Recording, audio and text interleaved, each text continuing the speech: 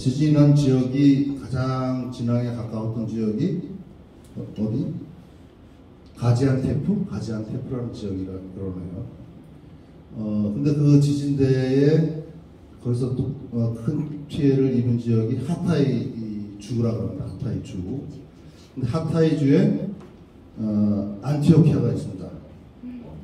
우리가 사도행전에서 봤죠? 네. 바오로 사도가 그 선교의 그 베이스 캠프로 삼았던 안티오키아죠.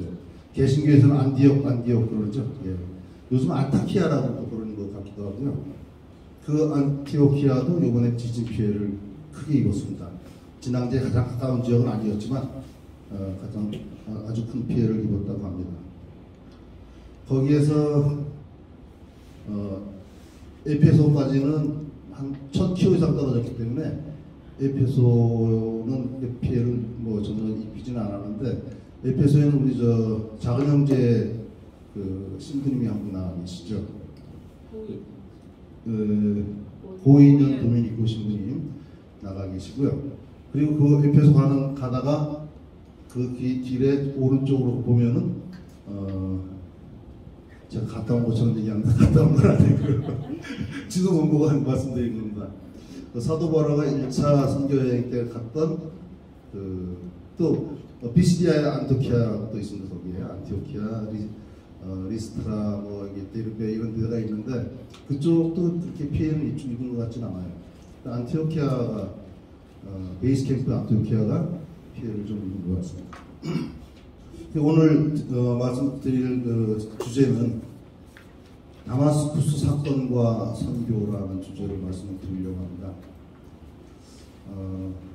제가 성서를 전적으로 공부하지는 않았지만 뭐 다 같이 성서를 많이 읽는 사람들이니까 전 특히 사도행전을 주로 많이 봤습니다. 제가 선교하려고 그래서 그랬는지 모르겠는데 사도행전하고 루카복음을 주로 이제 읽는데 사도행전을 뭐 많이 봤습니다. 보고 또 보고 여기저기 저 강의도 들어보고 하면서 계속 봤습니다. 거기서 바오로 사도가 회심을 하게 되는 다마스쿠스 사건을 조금 그 부분만 좀 면밀히 좀 들여다봤습니다. 어떻게 사울이라는 바오로가 회심하게 됐고 우리 그리스도교의 가장 큰 선교사가 됐는지 그걸 좀 이렇게 좀 많이 좀 들여다봤습니다. 제가 처음 선교사 나갔을 때 2000년입니다. 그때 나갔을 때 2년 반 동안 춘천교구 상남동소에 있었는데 그때 있었던 일을 그 책으로 냈었습니다. 프란치스코 여숙이라는 책인데요. 그때 뭐 처음 선교 나가서 굉장히 열정적으로 40대 초반이니까 뭐 아주 열심히 일했던 기억이 납니다. 그 경험들을 글로 써서 그 책으로 낸 게 이제 프란치스코 여숙인데 그 책을 내고 나서 뭐 도와주셨던 신부님들한테 이렇게 책을 돌리고 했는데 그 중에 저 교리신학원 인사하면서 그때 카톨릭 신학대학 교수님이셨던 김영남 신부님이라고 계십니다. 지금 은퇴하셨는지 모르겠습니다. 의정교구로 소속으로 바뀌셨는데 그 김영남 신부님한테 책을 드리고 만나 뵈러 왔었는데 그 읽어보시고 하시는 말씀이 야 사도행전을 보는 것 같다 그런 말씀을 하시더라고요. 저는 그 말을 들으면서 상당히 아주 영광스럽고 뿌듯했었습니다. 물론 사도행전 같다는 말은 그냥 하시는 말씀이실 것이라고 생각은 되고 어쨌든 그래서 특히 사도행전을 잘 봐야 되겠구나 하는 생각을 더 많이 했었던 것 같습니다. 우선 다마스커스 사건을 좀 이해하기 위해서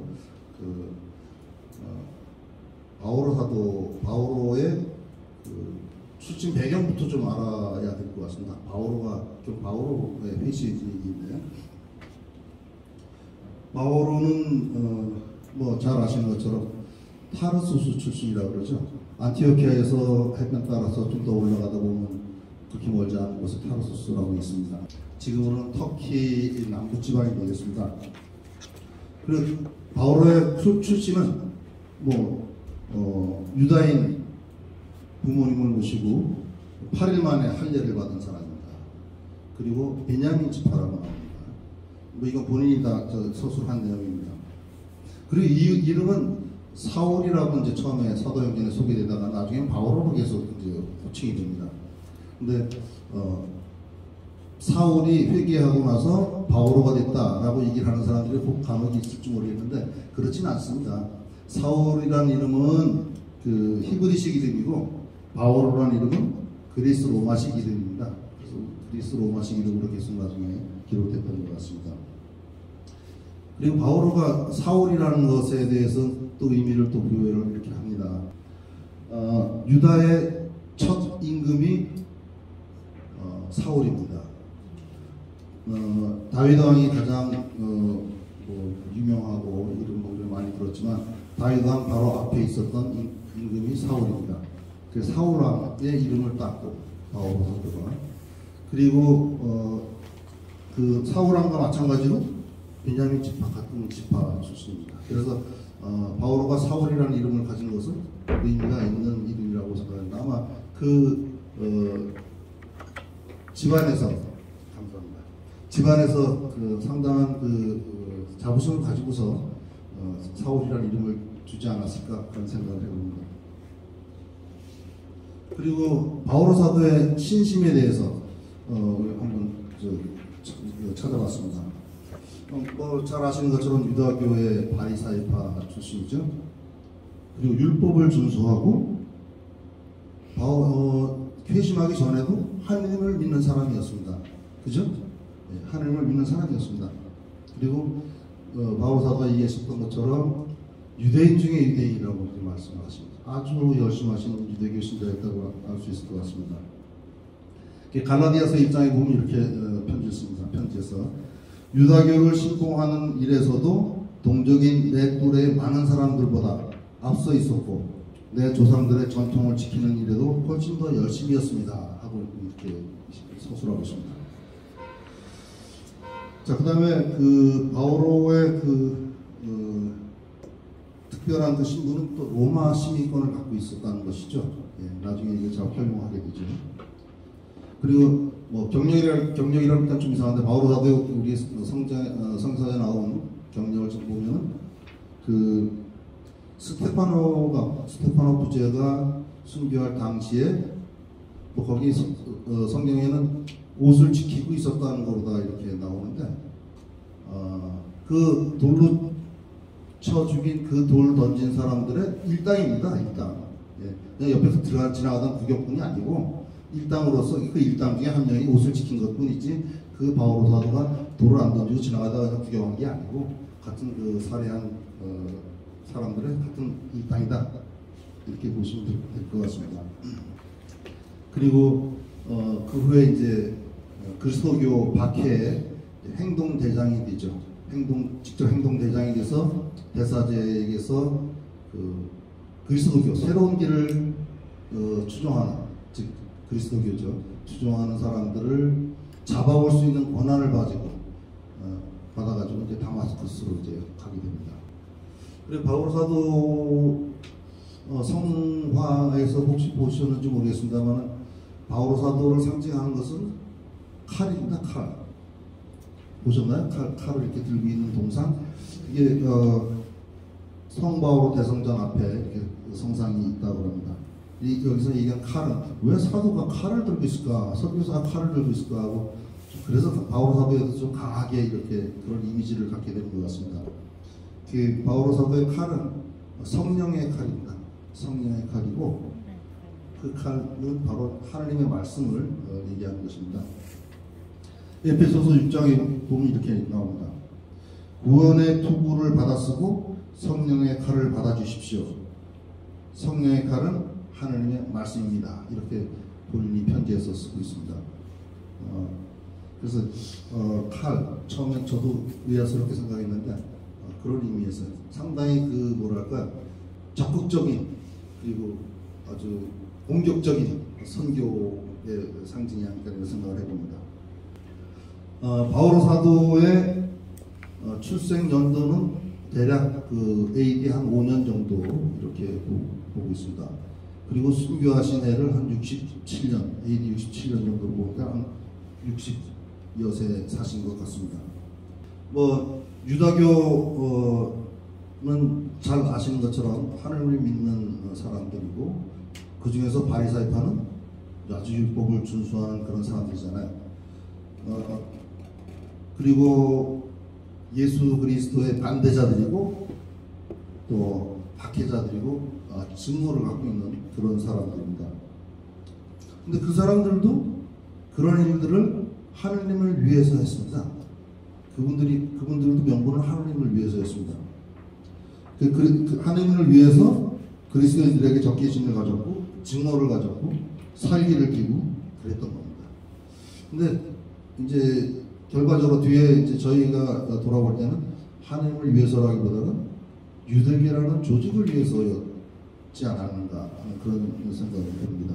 어쨌든 그리스도교를 박해를 할 수 있는 허가 특권을 받고서 대사제에게서 받고 나서 이제 다마스커스로 살기를 내뿜으면서 이렇게 갑니다. 완전히 잡아오겠다, 잡아 죽일 그런 아주 기세등등한 전 마음으로 가는 거죠. 그 이야기는 사도행전 9장 3절에서 9절까지 이렇게 나오고 있습니다. 여기 이 부분에서 이제 다마스커스로 가다가 사도 바오로가 회심하게 되는 그런 과정을 설명을 하고 있는데요. 그걸 제가 잠깐 읽어보겠습니다. 사울이 길을 떠나 다마스쿠스에 가까이 이르렀을 때 갑자기 하늘에서 빛이 번쩍이며 그의 둘레를 비추었다. 그는 땅에 엎어졌다. 그리고 사울아 사울아 왜 나를 박해하느냐 하고 자기에게 말하는 소리를 들었다. 사울이 주님은 누구십니까? 하고 묻자 그분께서 대답하셨다. 나는 네가 박해하는 예수다.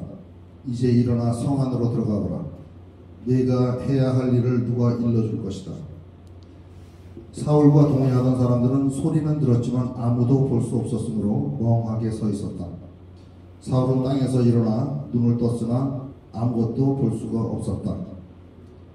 그래서 사람들이 그의 손을 잡고 다마스쿠스로 데려갔다.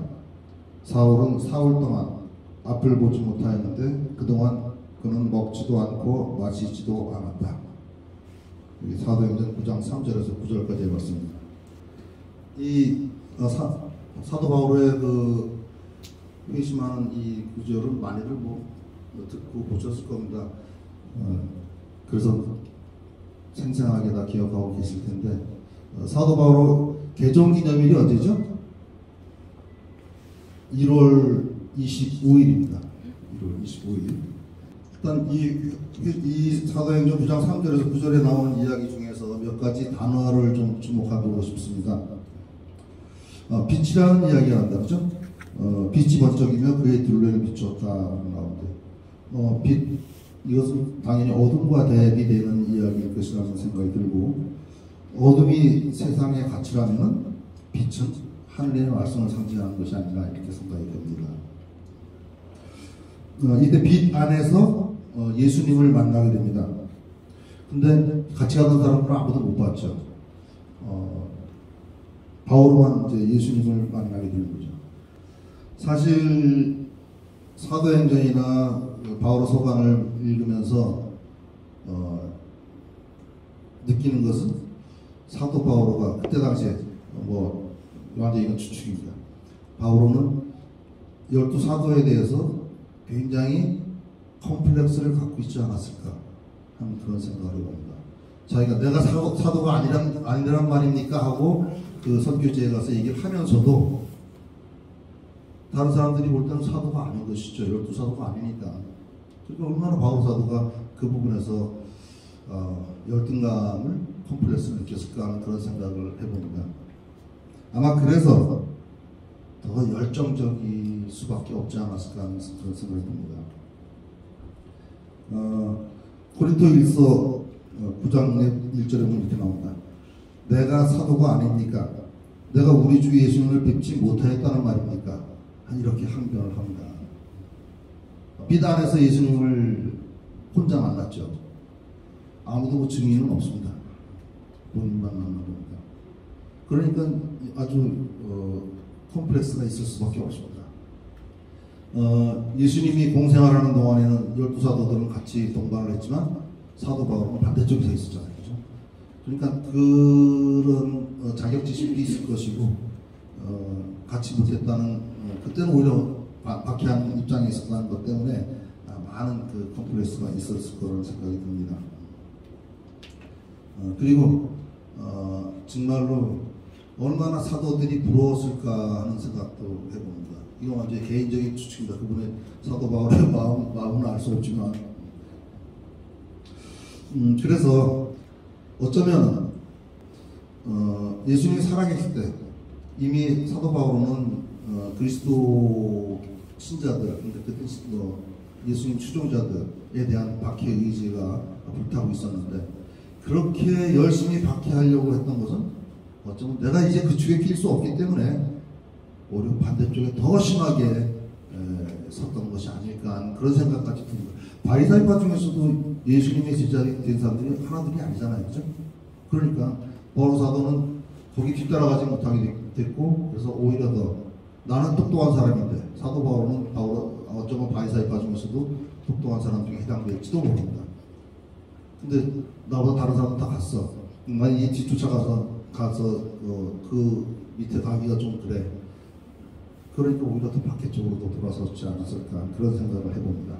다시 말해서 이제 따라간들 주역이 될 수는 없다. 그런 좀 세속적인 생각도 좀 들어봅니다.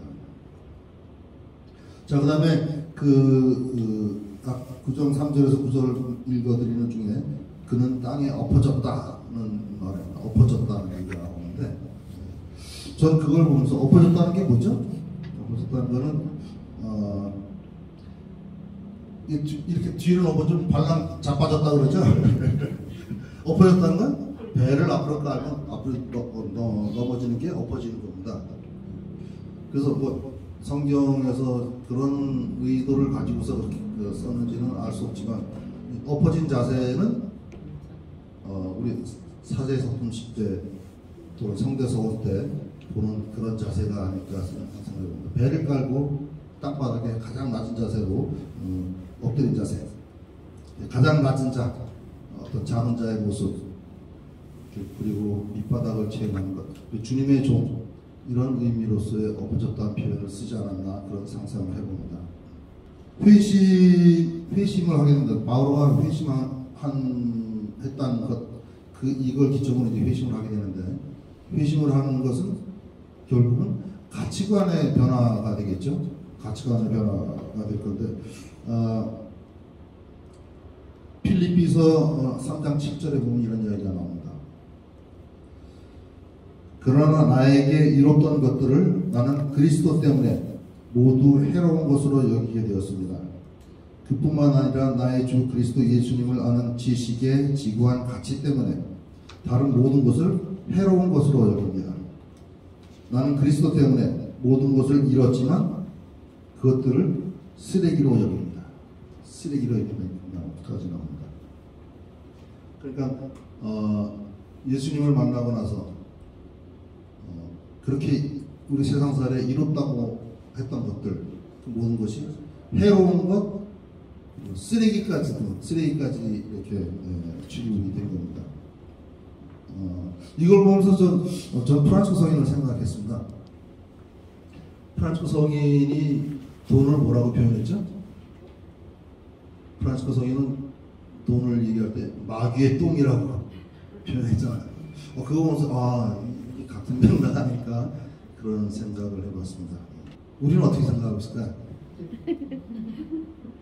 웃지 않아도 됩니다. 저는 우리도 마귀의 똥인 정도로 생각하지 않을까 하는 생각을 해봅니다. 근데 왜 마귀의 똥을 모으려고 그렇게 애를 쓰느냐? 초원에 사는 사람들은 소똥 모아다가 불 때잖아요.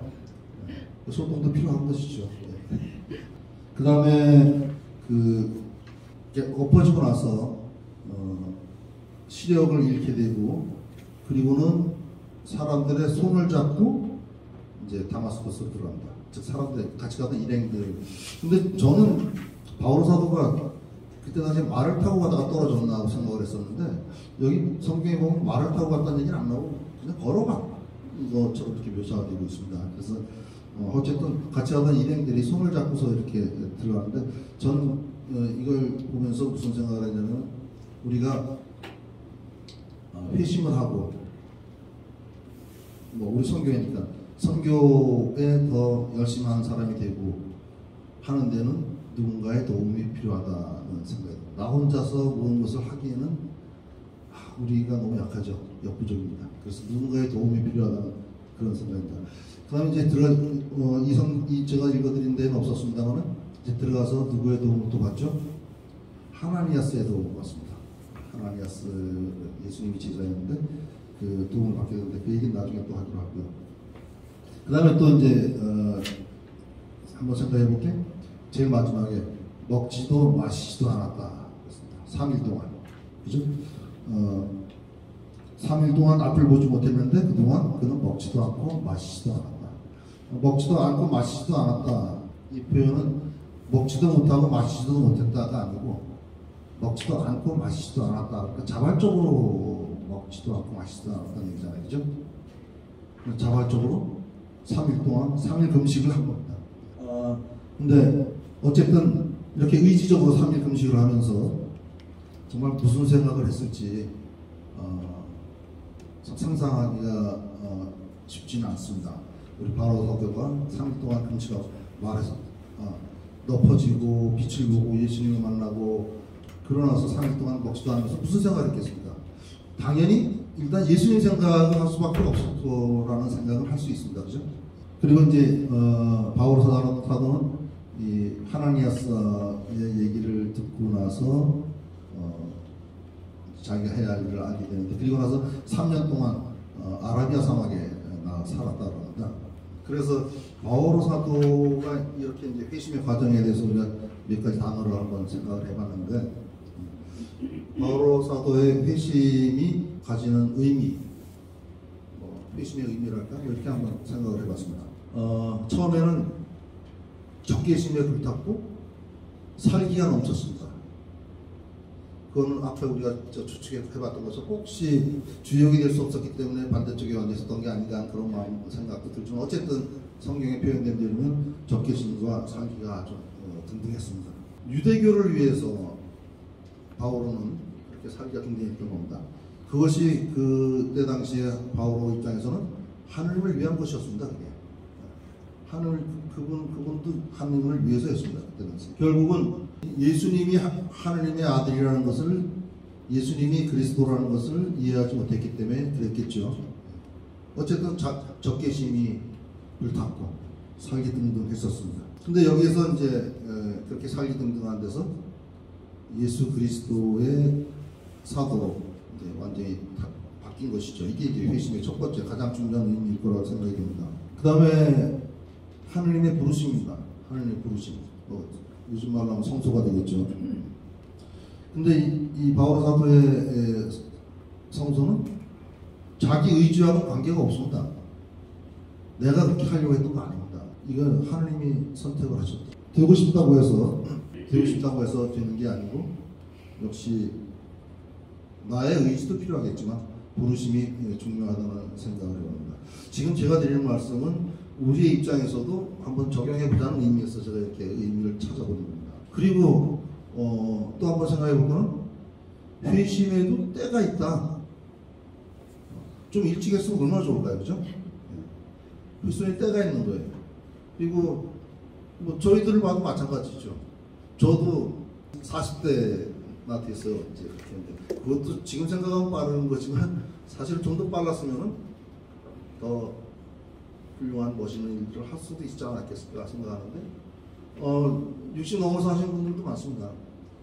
제가 여기 말씀드리는 회심이라는 것은 신앙적인 회심보다도 더 성숙해지는 그런 의미에서의 회심을 말씀드리는 겁니다. 근데 회심의 때가 있다면 무르익을 때, 회심의 때가 무르익었다 하는 때를 하나님께서 찾으시는 게 아닐까 하는 그런 생각을 합니다. 그러면은 우리에게 나에게 그런 회심의 시기에 가장 무르익을 때가 언제일까? 지났을까? 아니면 아직 오지 않았을까? 한번 본인 각자가 한번 생각해 볼 필요가 있을 것 같습니다. 제가 40대라는 말씀을 드렸었는데 이건 나이하고 관계없습니다. 나이하고 전혀 관계없는 이야기고, 내가 언제 회심하느냐는 문제는 내가 얼마나 무르익었느냐 하는 것이 중요할 것 같습니다. 그렇다고 해서 사도 바울처럼 반대편에 서서 이단으로 빠져서 무르익을 때를 일부러 만들지 마시고요. 안에 머물면서 무르익을 때를 만드시면 좋을 것 같습니다. 근데 그 사도 바울처럼 어느 한순간에 이렇게 회심을 하게 되는 경우가 대체로 많은 것 같습니다. 성인전에서도 보면 그렇습니다. 많은 것 같은데, 불교에 이런 말이 있잖아요. 제가 정확하게 말씀드리는 건지 모르겠습니다만, 도노돈수, 도노점수 이런 말이 있죠. 들어보셨습니까? 도노돈수라는 것은 오와 술, 깨달음을 갖다가 한순간에 완성하는 겁니다. 그게 도노돈수고, 도노점수는 문득 깨달음에 이르기까지 점진적인 수행이 필요하다. 불교 안에서도 서로 그런 논쟁이란 뭐하지만 그런 이야기들 많이 하는 것 같습니다. 그래서 도노돈수와 도노점수라는 게 있는데, 바울 사도한테는 도노돈수가 아니었을까 하는 생각을 해요. 만약에 이걸로 더 구분해 본다면 4대행전 9장 18절을 보면 이런 얘기가 나옵니다. 그는 일어나 세례를 받은 다음 음식을 먹고 기운을 차렸다. 사울은 며칠 동안 다마스쿠스에 있는 제자들과 함께 지낸 뒤 곧바로 여러 회당에서 예수님은 하느님의 아드님이시라고 선포하였다. 3일 만에 완전히 돌아선 거잖아요. 그렇죠? 어쩌면 바울은 마음속으로 기다리고 있었는지도 몰라요. 자, 그리고 회심의 이미 가치관의 변화에 대해서 말씀을 드렸습니다. 중요하다고 생각했던 세상의 가치들, 그런 것들이 쓰레기로 여기신다는 것 말씀드렸고, 그리고 회심의 또 하느님의 방법, 회심에 있어서 하느님의 방법은 하느님이 우리에게 말씀하신 방법, 바울 사도에게는 빛으로 나타나셔서 말씀을 하셨지만 우리에게는 어떻게 방법으로 말씀을 하실까 한번 생각을 해볼 필요가 있을 것 같습니다. 예수님께서 우리에게 말씀하시는 방법은 어느 날 갑자기 꿈속에 나타나서, 아니면 기도 중에 환시 중에 나타나서 야, 너 성경 나가라. 그럼 얼마나 좋겠습니까? 그렇죠? 그럼 진짜 모든 걸 버리고 나갈 수 있을지도 몰라요. 근데 하나님은 우리한테 그렇게 말씀 안 하십니다. 혹시 성인전에 그런 일이 있을 수 있을지 모르겠지만 우리에게 말씀하시는 방법은 상황을 통해서 말씀을 하십니다. 많은 상황을 통해서 우리를 몰고 가십니다. 한쪽 방에 오자.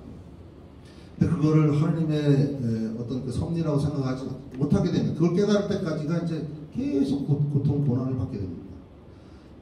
사업하다 실패하고 집안에 불행함이 생기고 이런 것들을 통해서 내가 점점점 나락에 가까워지게 되고, 그다음 더 믿을 게 없어지고 기댈 데가 없어지고 해서 결국 예수님께 의지하고 이런 상황에 처했을 때에서야 우리는 이게 하나님의 뜻인가?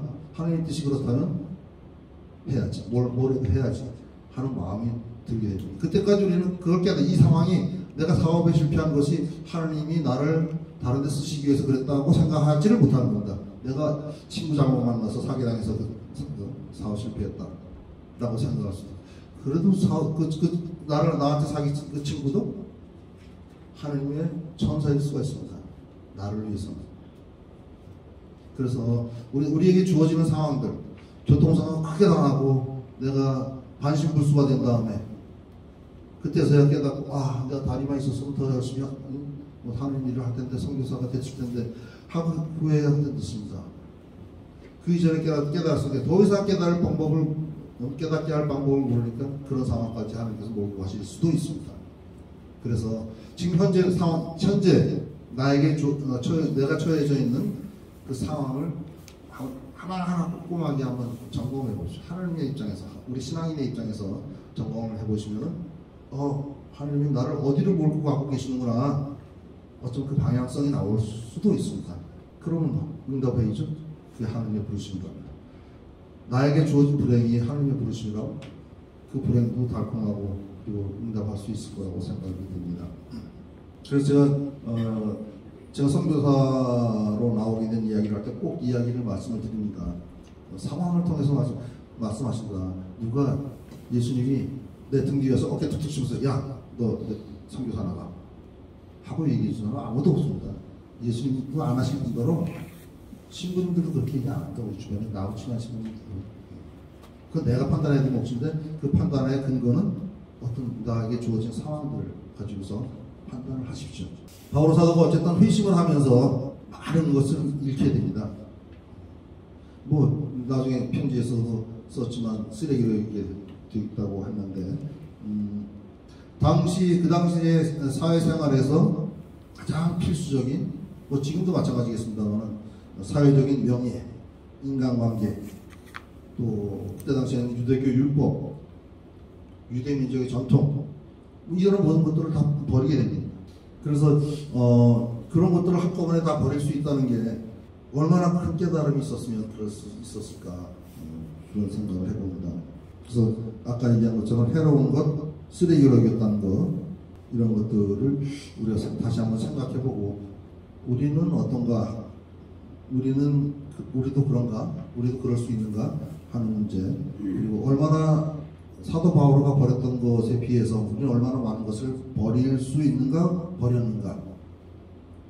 이런 것들을 한번 생각해 볼 필요가 있을 것 같습니다. 그 다음에 성소라고 아까 하나님의 부르심이라는 말씀을 드렸었는데 하나님의 선택과 파견 선택과 파견이라는 게 있어서 사도행전 9장 15절에 보면 이렇게 나옵니다. 하느님이 이제 그 예수님의 제자인 하나니아스에게 지시하는 내용입니다.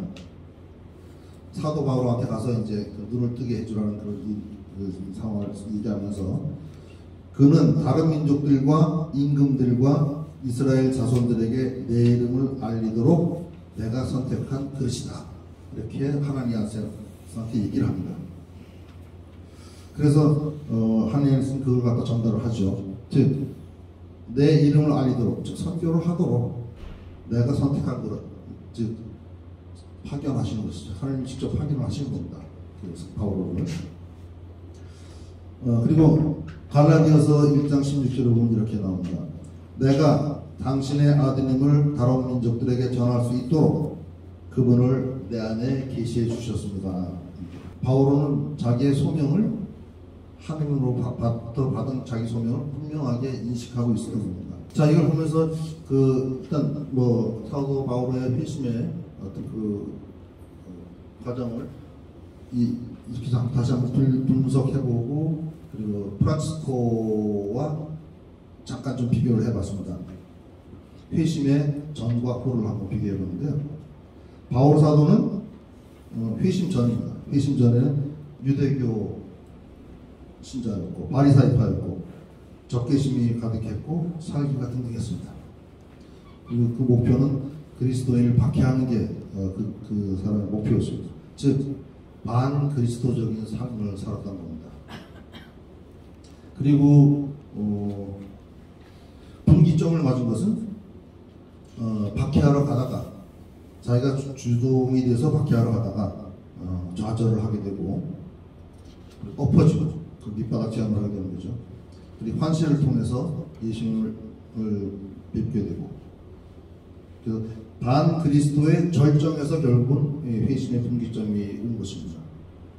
회심 후에는 뭐 여태까지 말씀드렸던 것처럼 세속의 가치관을 버리고 쓰레기로 여기게 되고 그리고 이민족의 사도가 되고 떠돌이 선교사가 됩니다. 그리고 결국에는 순교하게 되죠. 이렇게 하는데 여기 분기점은 지금 말씀드리고 있는 그 다마스커스 사건이 되는 겁니다. 프란치스코도 한번 거기 이 틀에 맞춰서 한번 분석을 해봤는데 포복상의 아들이죠. 프란치스코 부유했고 유흥을 즐겼고 근데 이 부분은 저 전기에 솔직히 말씀드려서 잘 표현이 안 돼 있는 것 같습니다. 감추고 싶었던 게 많았던 것 같습니다. 유흥을 즐겼다고 하는데 뭐 지금 같은 유흥하고 또 다를 수도 있겠습니다만은 방탕하다는 말이 원래 말할 것 같습니다. 유흥을 즐겼다는 표현은 좀 너무 좀 완화시킨 표현이고 방탕했던 것 같습니다. 그리고 출세하고 싶었죠. 야심이 가득했습니다. 기사가 되고 싶었죠. 즉 회심 전에는 철저하게 세속적인 삶을 살았던 겁니다. 방탕하고 출세하고 싶었고 그리고 프란스코에게서 분기점이 된다면 기사로서 출정하다가 돌아오게 된 것이죠. 역시 프란스코도 환시를 통해서 예수님의 말씀을 듣게 되고 즉 세속적 야망의 절정에서 기사를 나가려고 하는 그 과정에서 절정에서 결국 돌아서게 되는 겁니다. 그래서 보면은 분기점은 바오로도 그렇고 프란스코도 그렇고 예수님으로부터 가장 멀어질 때 이렇게 찾아오는 것 같습니다. 어쩌면 멀어지려 할 때 아니면 멀어졌을 때 이렇게 찾아오는 것입니다. 그렇다고 예수님부터 더 멀어지지 마십시오. 뭐 일부러 멀어져가지고 예수님 부르심을 받으려고 하지 마시고 어쨌든 이렇습니다. 그리고 프란스코는 회개 이후에 세속을 떠났고 아까 말씀드렸던 것처럼 돈을 마귀의 똥이라고 생각하게 되고 아버지와 결별하게 되고 그 다음에 이제 작은 자의 삶, 비천한 삶 그리고 여기서도 주목할 것은 떠돌이 선교사의 삶입니다. 프란시스코가 떠돌이 선교사의 삶입니다. 우리는 선교사라는 것을 잘 생각 안 하는데 사실은 선교사입니다. 프란시스코는 아시다시피 사제가 아니었잖아요, 그죠? 네. 그리고 설교를 하고 싶어 했어요. 그래서 설교를 했습니다. 네. 허락을 받아서 설교를 했습니다. 그때 당시에 선교사들은 돌아다니면서 동네에서 설교하는 게 그게 선교사들이었습니다. 그래서 프란시스코도 떠돌이 선교사였습니다. 사도 바오로도 떠돌이 선교사였고, 근데 우리는 프란시스코의 제자면서도 선교사라는 것에 대해서 그렇게 강조를 하지 않죠. 그냥 명성 가난하게 살고 이런 것들만 너무 강조하다 보니까 프란시스코가 어떻게 살았는지에 대해서 우리는 사실은 조금 잘 모르는 부분도 없지 않아 있습니다. 그걸 어쩌면은 그걸 가르쳐주는 우리에게 가르쳐주는 사람들이 그 삶을 살지 못하기 때문에 그럴 수도 있습니다. 그래서 우리가 더 하면 됩니다. 그분들보다. 그분들은 못합니다. 그렇죠. 회심의 결과는 어쨌든 타인에게 자기에게 좋은 것을 타인에게 전하지 않고는 못 베기는 어떤 그런 마음, 이것이 회심의 결과이고 그것이 바로 선교사의 삶입니다. 그래서 저는 이 두 분의 얘기를 이렇게 쭉 훑어보면서 우리가 정말 회심을 했다면 우리 여건에서 모든 신자들을 대상으로 하는 얘기는 아닙니다.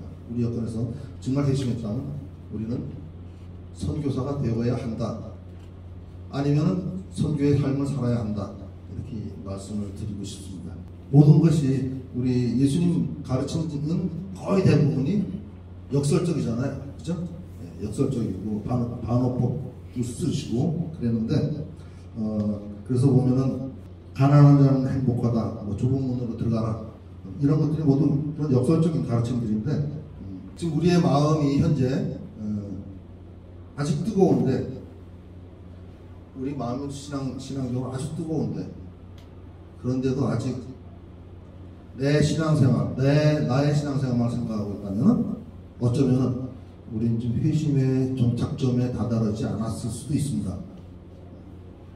그러니까 내 것만, 나만 생각한다, 내 신앙만 생각한다면, 내 구원만 생각한다면 아직 신앙의 회심의 정착점에 다다르지 않았을 수도 있다는 생각이 듭니다.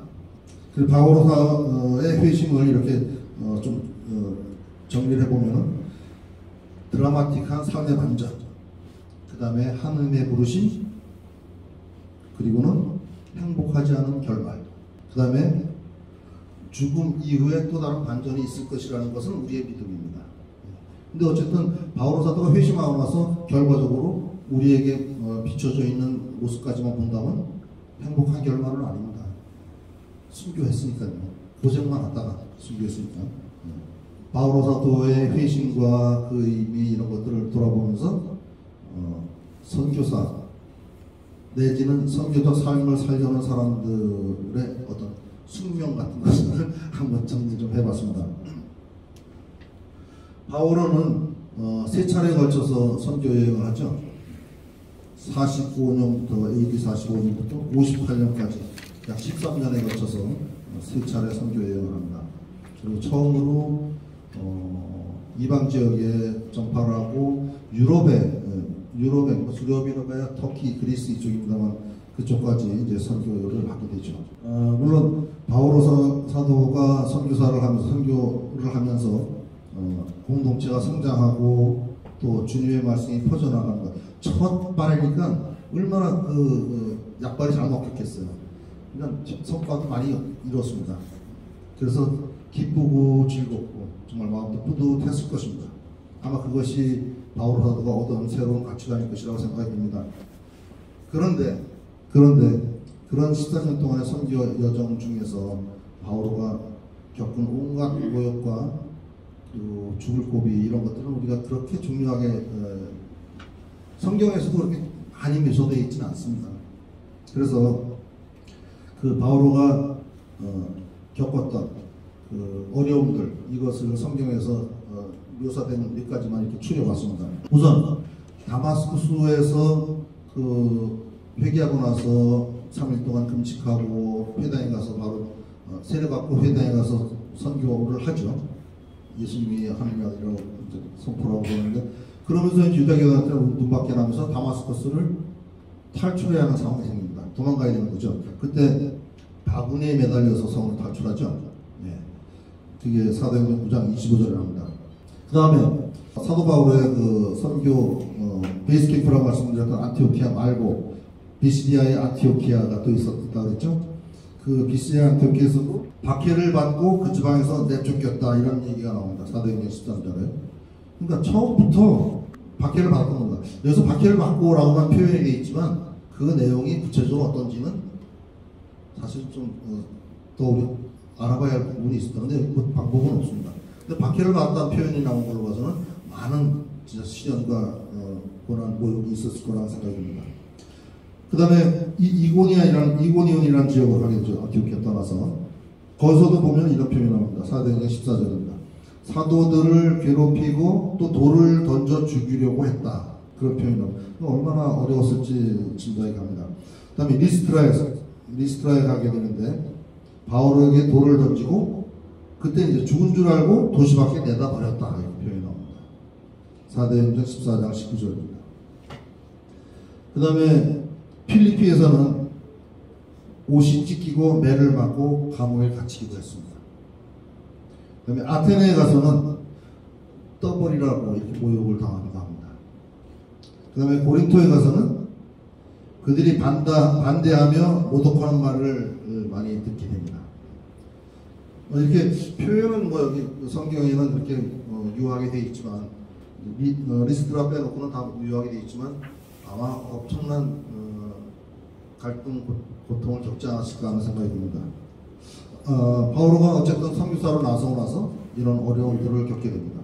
예수님께서 그 다마스커스에서 하나니아스에게 예고를 한 것처럼 이미 그때 바오로의 이야기 전에 하나니아스한테 그렇게 얘기를 합니다.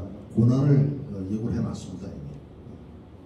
보면은 사도행전 9장 16절에 나는 그가 내 이름을 위하여 얼마나 많은 고난을 받아야 하는지 그에게 보여주겠다. 그렇습니다. 바오로에게 보여주겠다는 겁니다. 바오로가 당할 일을 지금 얘기해 주는 겁니다. 그 하나니아스한테. 즉 예수님을 전한다는 것은 고난의 길인 겁니다. 고난이 없이는 이루어질 수 없는 일이고 바로 이것이 선교사의 길이라는 생각입니다. 바오로가 3차 여행에서 이제 돌아오는 길에 에페소에 들르지 않고 에페소 밑에 밀레토스라는 지역의 항구에 내려서 에페소에 있는 원로들을 불러오게 합니다. 그리고 나서 거기서 작별 인사를 하게 되죠. 이제 예루살렘에 올라가기 전에 마치 유언과 같은 설교를 하는 겁니다. 거기 뭐 사도행전 20장 19절인데 거기서도 난 유다인들의 음모로 여러 시련을 겪고 눈물을 흘리며 아주 겸손히 주님을 섬겼습니다. 이렇게 표현이 나옵니다. 좀 다른 번역에 보면은 눈물을 머금고 온갖 곤욕을 참아가며 이렇게 얘기를 합니다. 본인 스스로 이렇게 어려웠다는 것을 실토하는 겁니다. 지금. 우리는 선교사 사도 바울의 어떤 화려한 선교 여정만 성과만 생각하는지 모르겠지만 사도 바울 스스로도 이렇게 어려움을 실토하고 있습니다. 매우 괴롭고 답답한 마음으로 많은 눈물을 흘리며 그 편지를 써 보냈습니다. 고린토 후서에 나오는 이야기인데 이렇게 사도 바울가 그 선교를 하고 나서도 그렇게 괴롭고 답답하고 눈물을 흘리면서 편지를 써보내고 이랬다는 것을 보면은 많이 어려운 일들만 계속 겪었던 겁니다. 주님을 섬기고 그 주님의 종이 되고 또 선교사가 된다는 것은 결국 항상 기쁨을 주지는 않습니다. 그리고 고통과 고뇌, 실망, 어려움, 눈물 이런 것들이 당연히 수반될 수밖에 없습니다. 어쩌면 죽을 때까지도 고통 속에서 죽어가는 것이 선교사의 숙명일지도 모릅니다. 바울 사도가 순교했던 것처럼. 그럼 뭐야? 그럼 왜 신앙 안에서 뭐하러 선교를 해? 라고 생각한다면 우리의 신앙을 다시 돌아볼 필요가 있겠죠. 우리가 만약에 이 세상에 죽을 때까지 고통만 받고 한다 하더라도 우리가 기대하는 게 딱 하나 있잖아요. 죽은 다음에 반드시 무엇인가가 있을 것이다. 우리 경험해보진 않았지만 그것이 예수님의 약속이고 우리가 믿는 그 예수님의 가르침입니다. 그때 만약에 이 세상에서 고통으로 끝난다 할지라도 그게 끝이 아니라는 것이죠. 근데 꼭 선교사를 한다고 해서 이렇게 고통만 있는 건 아닙니다. 기쁜 일도 많습니다. 그 기쁨 순간순간 기쁨들을 기쁨으로 느끼면서 살아가는 것이 선교사의 삶이 아닐까 그런 생각이 듭니다.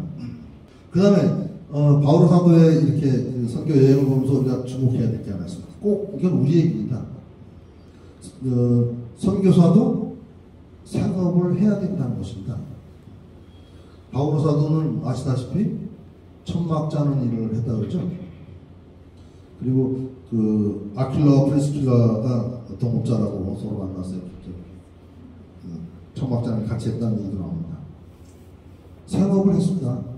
자기가 벌어서 그리고 이렇게 나옵니다. 사도행전 20장에 보면 나와 내 일행에게 필요한 것을 이 두 손으로 장만하였다는 사실을 여러분 자신이 잘 알고 있습니다.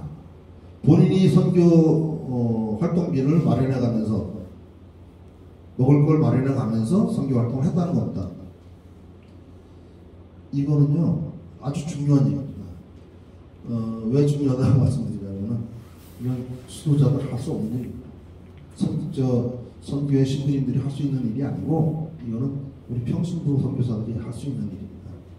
우리 평신도 선교사들처럼 생업을 하면서 우리가 먹을 걸 우리가 장만해 가면서 마련해 벌어가면서 그리고 선교하면서 이것이 바로 바울 사도의 선교 여행의 특징이죠. 그래서 우리 선교회 회원들 우리 평신도 선교사들이 바로 바울 사도의 선교회 여행의 그 길을 따라가려고 하는 사람들이라는 그런 생각을 해봅니다. 이제 마무리를 좀 하겠는데요. 어쨌든 선교사는 자기 의지와 무관합니다. 자기 의지도 있겠죠. 자기가 하고 싶은 마음, 어쩌면 하고 싶은 마음이 드는 것도 선교를 나가고 싶은 마음이 드는 것도 하나님께서 의도하신 건지도 모르겠지만 어쨌든 내 의지라고 생각한다 하더라도 그것이 그래도 내 의지만 가지고 되는 건 아니라는 생각이 듭니다. 그렇다면 선교사를 나갔다, 선교사를 한다 하고 있는 사람들이 있다면 그 사람들은 하나님의 부르심을 받은 사람인 걸 확신한 겁니다.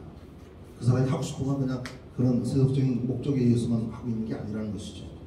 선교사 당연히 이건 죽음까지도 각오해야 되는 일입니다. 선교사 하면 그렇다고 다 죽는 건 아닙니다. 죽기도 쉽지도 않습니다.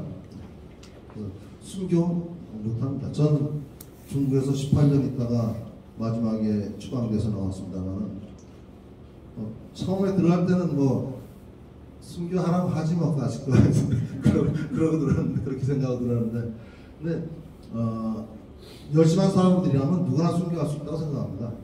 우리 선조들 순교자들을 보면은 그분들 생 자체가 다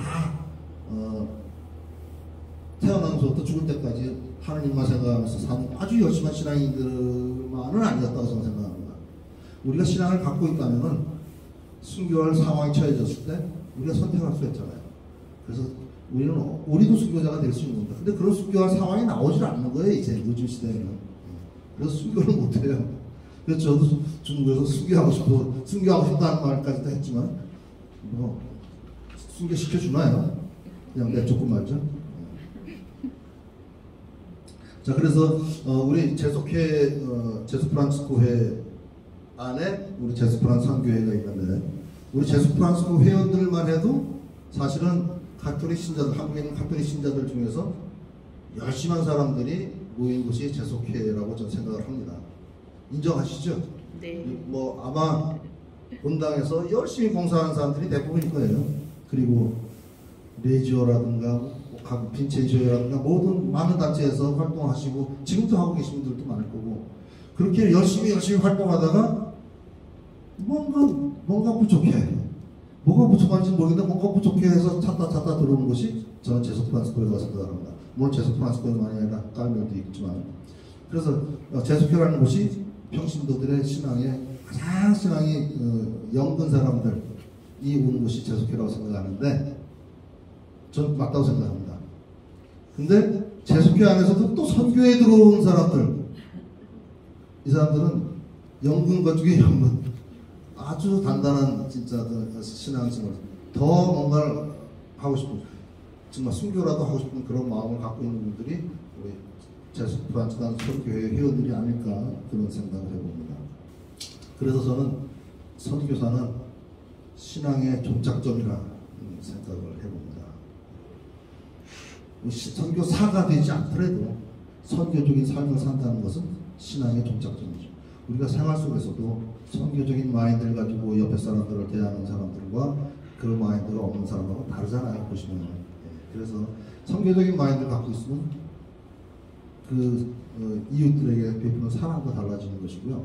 그래서 이 선교사의 삶, 선교적인 삶, 이것이 우리 신앙의 마지막 종착점이라는 그런 생각을 해봅니다.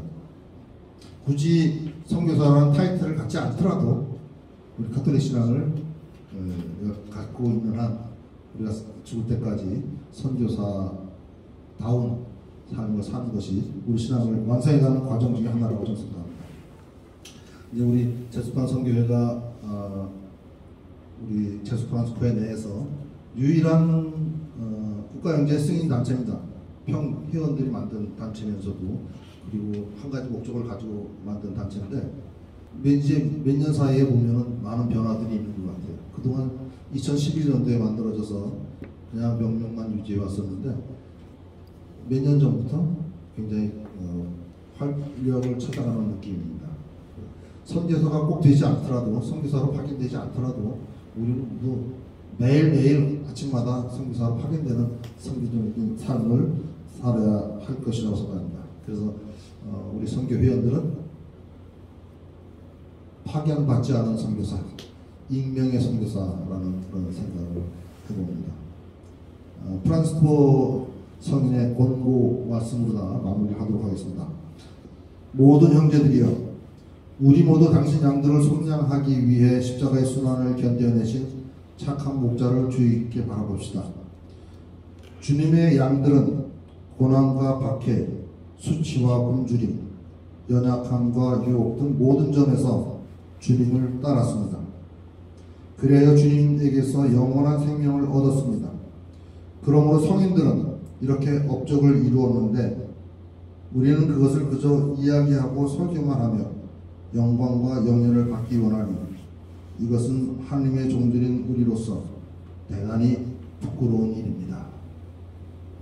영광이 성부와 성자와 성령께